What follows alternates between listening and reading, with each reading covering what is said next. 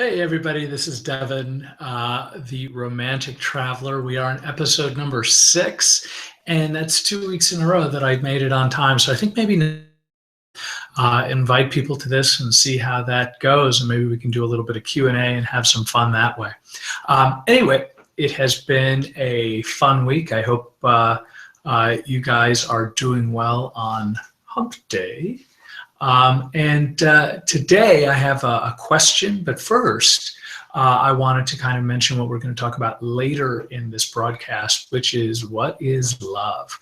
Everybody seems to have love problems. They're not getting enough of it. They don't know how to get what they want from their partner. And there's sort of like a grand sense of bad feelings about the whole gosh darn thing. People get jaded by love and it's painful and uncomfortable. Well, there's a part of a reason for that, and it has to do with how we define love. The problem that most of us have is that we have a certain amount of expectations of what love is supposed to provide and what we're supposed to get from love. So we're going to talk about that a little bit later, but first we are going to take this week's question from Marisella, who writes, I've been single for 18 years, in parentheses, no dating, raised my kids. Now they are off to college, empty nest. Bravo, congratulations for that. I recently tried eHarmony and Match, but did not like it and was very uncomfortable. What would you recommend as a good starting point to meet or start to get to know a man? Thank you for the wonderful opportunity, and thank you, Marisella, for the kind words at the end of your note. I think online dating is definitely a thing to do for setting intention. Now, having said that, I personally got married through online dating. I had no intention of that happening. I didn't think it was, I did it solely for the purpose of telling the universe that I was ready and open and looking for a long-term relationship. And it worked out. I think what I would say to you is that you continue to set the intention of finding a good partner, or at least go out and have meet somebody that's going to be nice and kind to you. But what that means is by setting an intention with Match and there's dozens of online dating sites at this point, I would suggest that you continue to set intentions with yourself, that you're ready, that you're looking for love, that you're ready to be a quality romantic partner. And that you go out and quite literally before you leave the house, I'm ready and I'm looking for love. It may sound a little hokey, but the intentions is part of the process. So there's an element of faith involved, that when you're setting that intention that you're hoping to find which that you seek.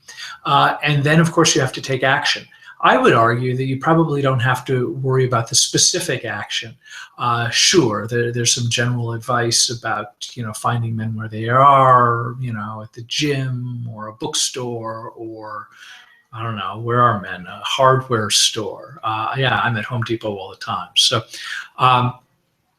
what I would suggest to you is kind of sit down for 5 minutes and put down some ideas that you're willing to follow through on. So maybe it's, going to a bookstore twice a week and being open to meeting a person there, or working in a coffee shop. But I think the most important idea beyond setting your intention is putting yourself out there to some degree, not in a lascivious, horrible way, but just in a way that tells yourself that you're ready for love and that you're taking action so that the universe can help provide you that opportunity. Anyway, I'm wishing you happiness and success. I absolutely want to hear how it goes, Marisella, and best of luck with that.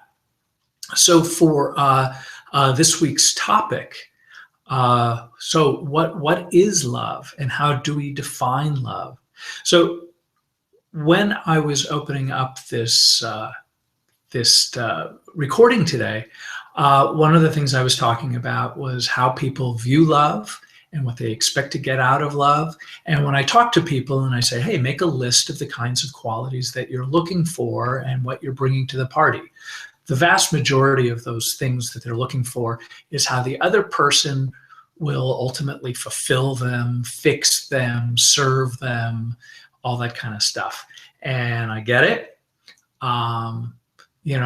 Being validated and having your ego stroked are things that we like. However, really, when we talk about love, we're talking about an idea of putting somebody else's well-being above your own. That's what love is. When we talk about, like for me, I was just having a conversation. I don't even know why I said it, but it's true. I was talking to my daughter and I'm like, if there was a bullet, I would stand in front of it before you because I love her. That's my daughter. I have those same sorts of feelings for my wife and some other very close friends because I love them.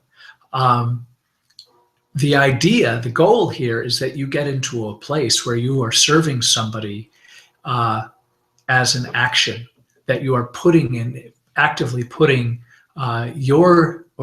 their needs above your own. And if you do this right, you're going to find somebody who will do that for you in return. That's ultimately the goal. So the way I define love is actually from a phrase of mine, a friend of mine, Dave Marciano, says frequently, which is love is an action, and that action is service.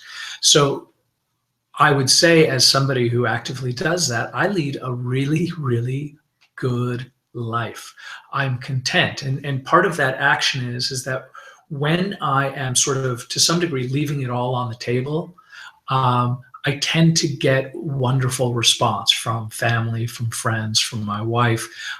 So I lead a comfortable, content existence. That doesn't mean things that are bad don't happen. They happen all the time. I had a terrible end of the year from a whole bunch of things that were just simply out of my control. However, the things that are in my control is how much love do I give my wife? How much love do I give my family and my friends?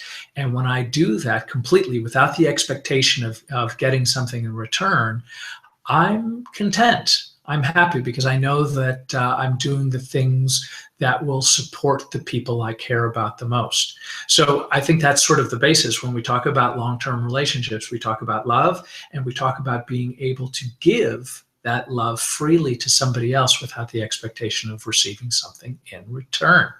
Anyway, I hope that works well for you, and I definitely want to hear from you. So if you have notes and letters and things like that, feel free to contact me. Oops, I made a mistake.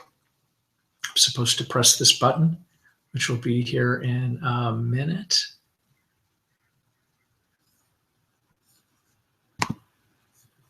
And it should be popping up. There we go.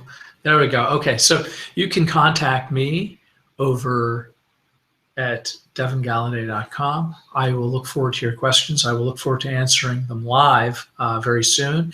And visit me at devingallaudet.com. Sign up for my newsletter. Enjoyed it. And I'll get in touch with you soon for cool new things and how we can communicate in person, all that kind of great stuff.